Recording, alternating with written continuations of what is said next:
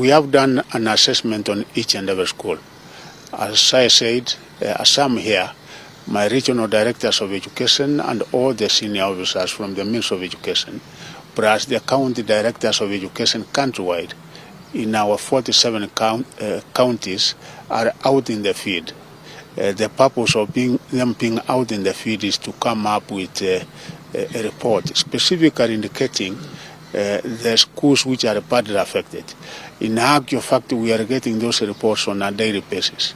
And as I said there before, that by the reports we had yesterday, the specific schools which are badly affected, such that they cannot be able to open, is about 2%, because we have the specific names of those schools, and those are the schools that we are trying to come up with ways and means on how we can be able to extend running to the particular students and the pupils who are affected. Otherwise, about 98% of our schools are good for opening on Monday.